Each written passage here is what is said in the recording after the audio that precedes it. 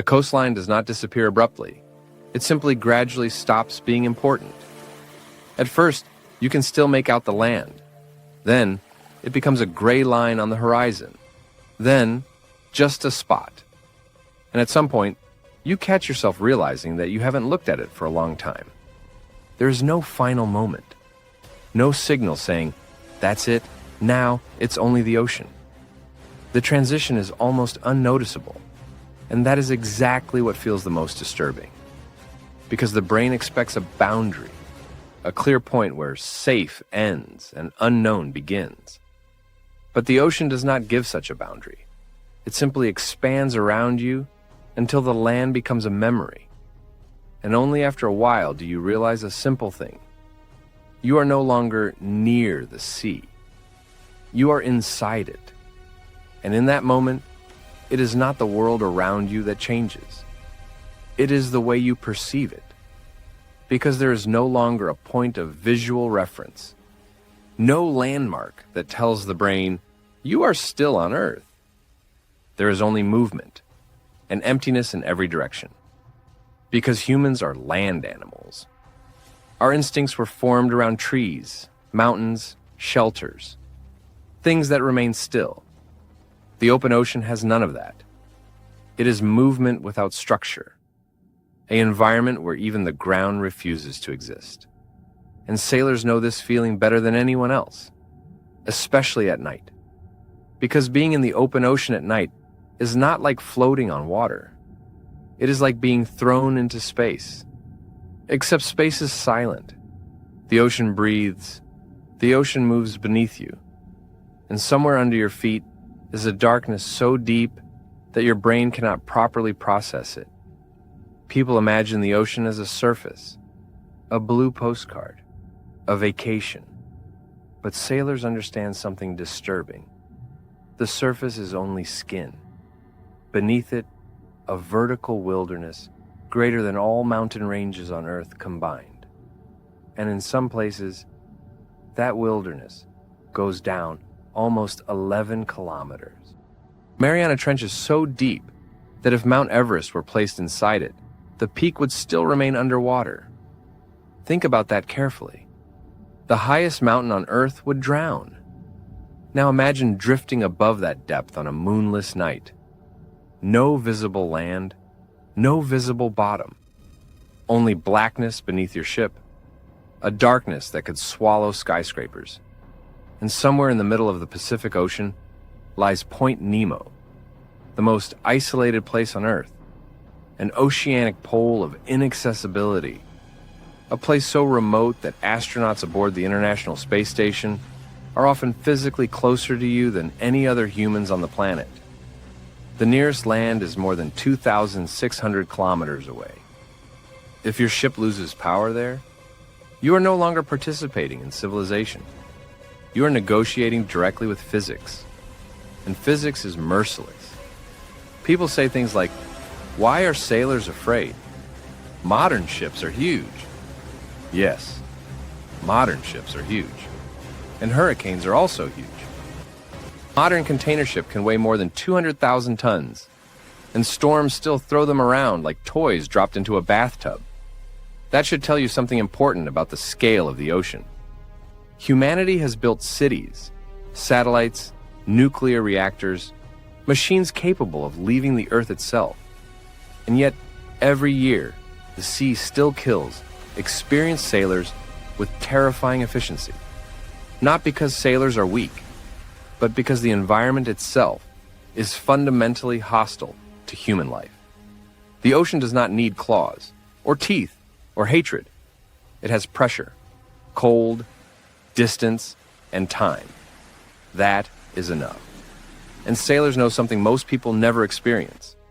The real horror of the open ocean is not panic. It is realization. The realization that if something goes wrong here, no one will hear your scream. No one will even see it happen. The sea closes over everything, and then continues moving as if nothing happened. For most of human history, the ocean was not perceived as a route. It was perceived as a boundary, a massive liquid wall separating the known world from chaos. Ancient sailors were afraid to sail out of sight of land because once the coastline disappeared, navigation became terrifying uncertainty. No GPS, no radar, no satellites, only stars, wind, instinct, and luck. And when humans do not understand something, they create myths. That is why old maps were filled with sea monsters. Here be dragons, giant serpents, creatures capable of dragging ship under the waves. Modern people laugh at these stories.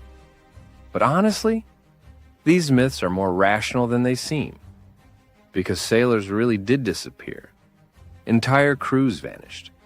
Ships left harbors and never returned. And when no wreckage washes ashore, human imagination fills the silence. The legend of the Kraken likely came from sightings of giant squid. Animals so large, they can reach lengths of more than 13 meters. People also believed giant squid were myth, until real bodies began washing up on shores. Think about how terrifying that realization must have been. The monster was real. It just lived deeper than humans could observe. And this pattern repeats constantly in ocean history. Again and again, sailors report something terrifying. Scientists dismiss it. And then decades later, science quietly confirms that sailors were right. Rogue waves, bioluminescent oceans. Underwater sounds so strange, they seem like living beings. Powerful currents capable of holding ships in place. The ocean constantly humiliates human confidence.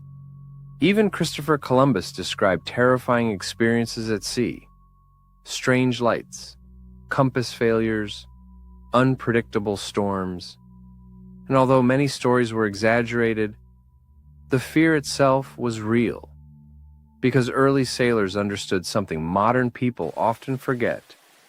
The sea is not stable. It only appears stable from the shore. When ocean conditions can change within hours. Clear skies turn into walls of black clouds. Calm water turns into chaos. A ship can sail peacefully for days, and then suddenly enter conditions that make survival almost impossible.